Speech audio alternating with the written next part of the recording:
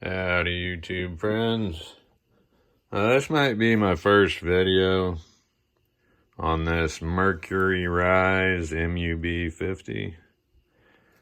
So, I heard about this before I bought it, but I figured I could fix it. So this is a big, major fail, total malfunction. I don't see how it could not malfunction. So this is the mag release here on this MUB50, and the mag is under the barrel. That's it right there. So right now, it's on safe. Safety is on. I've never shot this. I've never loaded it yet. Just got it some hours ago. So, it's on safe right now. You have it in your holster. I mean, as soon as you put it in your this has to be on safe to release the mag. It won't release fully if you're on fire. Okay, so even just putting this in your holster, whatever your holster might be, hard or soft, where you lean up on something, but as soon as you stick this in your holster, there goes the mag, the button pushed, you're on safe, put it in your holster, there goes your everything. So, also, there it's back in. Let's say your holster doesn't do that. You draw it out, you're in a scary situation. Right here's fire, right here's mag release. So, in a scary situation, you hit the mag release, not the fire. So, there goes your everything. And I'm not sure yet. I did not read the manual yet. I'm going to. But I think that also jams the one ball that's in your chamber. So, it comes with this little tool. It's a little plastic rod thing.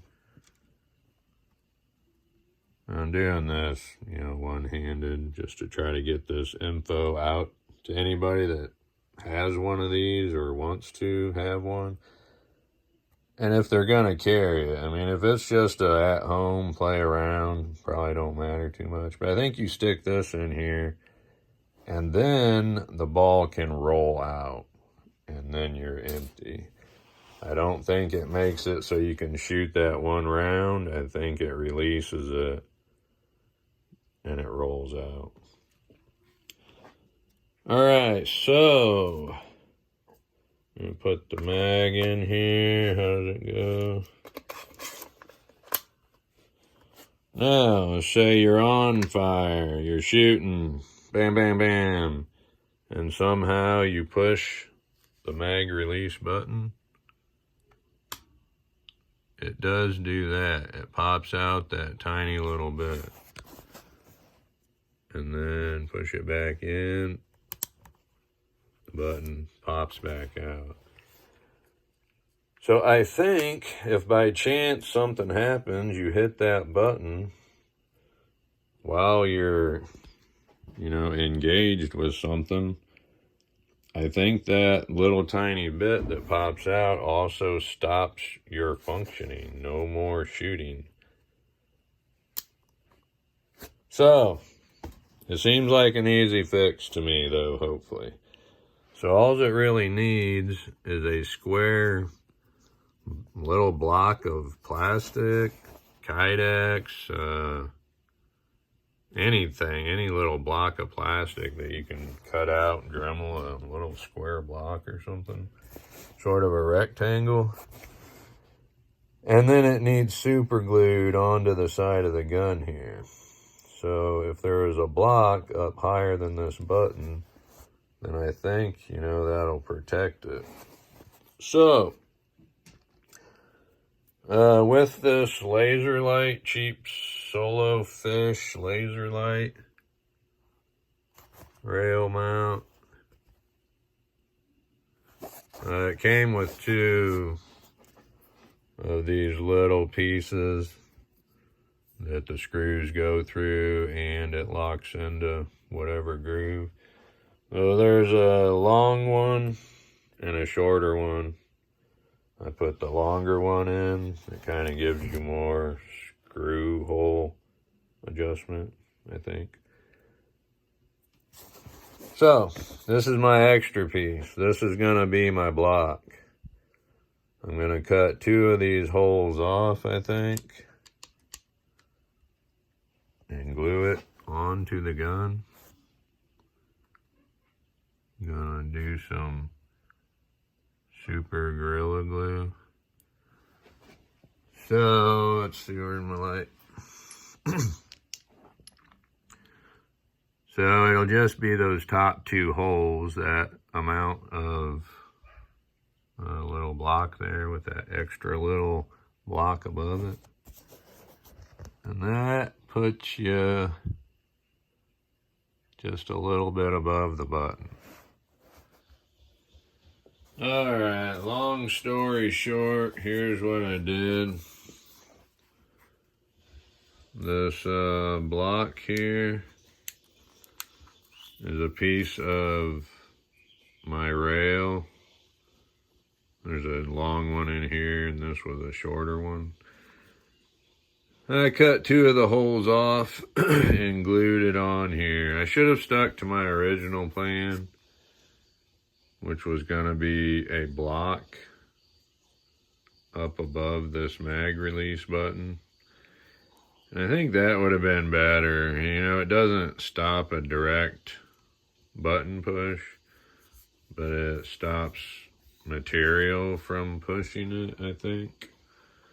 And then this is the unjam. When stuff like that happens, this is the little unjam tool. So this actually lets me have my little dumb little pokey stick tool here on the gun. But I should have put this a little bit closer to the screws.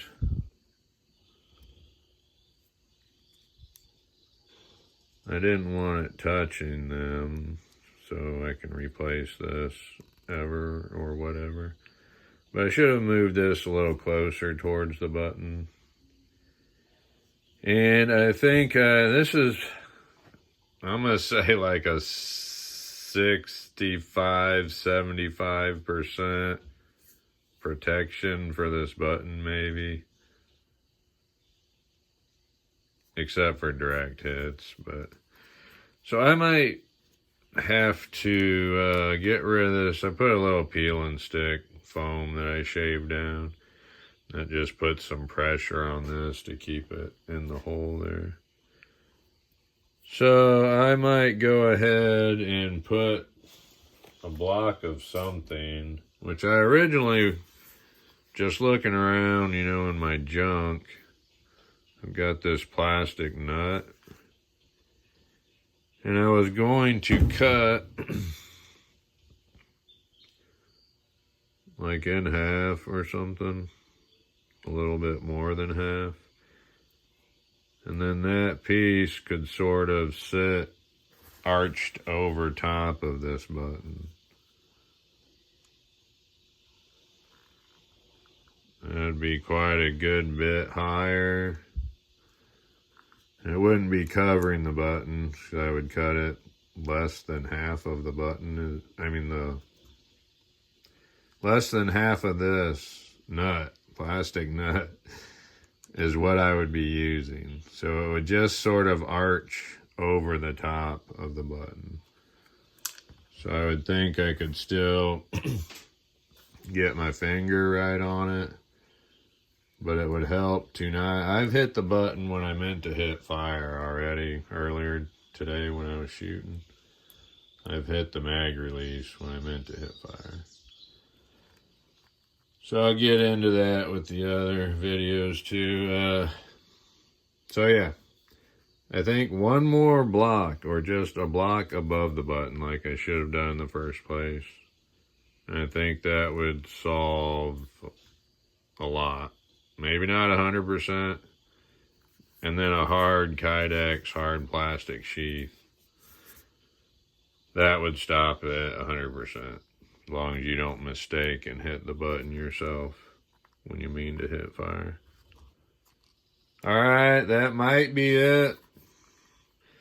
I'll show it again in some other video if I do something else. Thanks for watching.